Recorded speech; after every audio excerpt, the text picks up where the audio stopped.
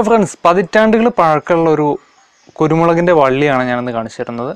അപ്പോൾ നമുക്ക് നേരെ വീഡിയോയിലേക്ക് കിടക്കാം. അതിന് മുമ്പായിട്ട് ചാനൽ സബ്സ്ക്രൈബ് ചെയ്യാത്ത സുഹൃത്തുക്കളുണ്ടെങ്കിൽ ദയവായിട്ട് സബ്സ്ക്രൈബ് ചെയ്യുക. അപ്പോഴുള്ള ബെല്ലൈക്കൻ കൂടെ എനേബിൾ ചെയ്യുക. അങ്ങനെ ചെയ്താൽ ഞങ്ങൾ എല്ലാ ദിവസവും അപ്ലോഡ് ചെയ്യുന്ന വീഡിയോസ് നിങ്ങൾക്ക് കൃത്യസമയത്ത് തന്നെ നോട്ടിഫിക്കേഷനായിട്ട് ലഭിക്കുന്നതാണ്. എല്ലാ ദിവസവും നമ്മൾ കൃഷിയുമായിട്ട് ബന്ധപ്പെട്ടതോ അല്ലെങ്കിൽ ചെറുകിട വ്യവസായങ്ങളുമായിട്ട് ബന്ധപ്പെട്ടോ ആയിട്ടുള്ള വീഡിയോസ് അപ്ലോഡ് ചെയ്യുന്നതാണ്.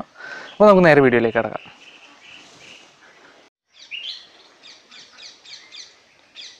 ഈ കാണുന്നതാണ് നമ്മുടെ പതിറ്റാണ്ടുകൾ പഴക്കമുള്ള കുരുമുളകിൻ്റെ വള്ളി. കാണുന്ന വള്ളി ഇതാണ് വള്ളി.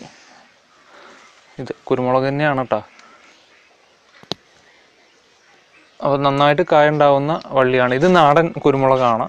നമ്മുടെ ഹൈബ്രിഡോ അല്ലെങ്കിൽ അങ്ങനെയുള്ള സാധാരണ നമ്മുടെ നാട്ടിലൊക്കെ ഇപ്പം നിലവിൽ കണ്ടുകൊണ്ടിരിക്കുന്ന തരത്തിലുള്ള വള്ളിയല്ല. പഴയ കാലത്ത് നാടൻ കുരുമുളകിൻ്റെ വള്ളിയാണ്. വള്ളി എന്ന് പറയാൻ പറ്റില്ല, വള്ളി ഒരു മരമായി മാറിയിട്ടുണ്ട്. അപ്പോൾ ഇതിന് ഏതാണ്ടൊരു 30 വർഷത്തിലധികം പഴക്കം ഉണ്ടാവുമെന്നാണ് തോന്നുന്നത്. നമ്മുടെ സാധാരണ ഒരു കുരുമുളക് വള്ളിയുടെ വണ്ണമൊന്നും അല്ല ഇതിനുള്ളത്. ഇത് സാധാരണ ഒരു കുരുമുളകിൻ്റെ വള്ളിക്ക് ഉണ്ടാകുന്നൊരു വണ്ണം എന്ന് പറയുന്നത് ഇതൊക്കെയാണ്. കുരുമുളകൊക്കെ പറിച്ചു പോയി. അപ്പോൾ ഇതാണ് അത്രയും കാലപ്പഴക്കം ചെന്നിട്ടുള്ള ഒരു കുരുമുളകിൻ്റെ വള്ളി. ഇതിൽ കവുങ്ങൊക്കെ അങ്ങോട്ട് നമുക്ക് സൂം ചെയ്താൽ എത്താത്തത്രയും ഹൈറ്റിലേക്ക് വളർന്നിട്ടുണ്ട്. ഒക്കെ നാടൻ ഐറ്റംസാണ്. നാടൻ കവുങ്ങാണ്, നാടൻ കുരുമുളകുമാണ്.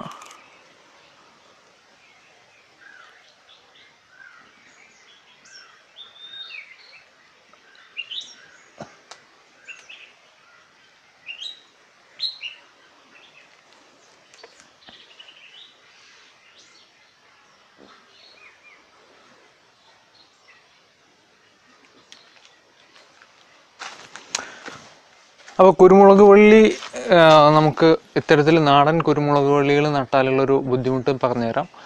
അപ്പോൾ ഈ കുരുമുളക് വള്ളി ഉണ്ടായിട്ടുള്ള ഹൈറ്റ് അത് അത്രയും മേലെ കയറിയിട്ട് ഇതിന്ന് ആരും കുരുമുളക് പറിക്കാൻ തയ്യാറാവില്ല.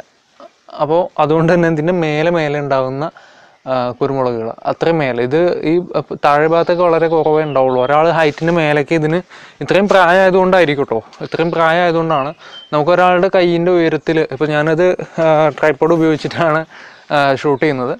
അപ്പോൾ ഈ ഒരു ഹൈറ്റിനും മേലെ നമുക്കൊരാൾക്ക് നിലത്തുനിന്ന് കൈ എത്തിച്ച് പറിക്കാവുന്നതിലും ഹൈറ്റിലാണ് അതിന് ഇലകൾ തന്നെ ഉള്ളത്. അതിൻ്റെയും ഒരുപാട് മേലെ ചെന്നിട്ടാണ് ഏതാണ്ടൊരു 20-30 ആവില്ല, ഒരു 40-50 അടിയെങ്കിലും ഹൈറ്റ് ഉണ്ടാവുമെന്നാണ് തോന്നുന്നത് ഇതിൻ്റെ അറ്റം വരെ.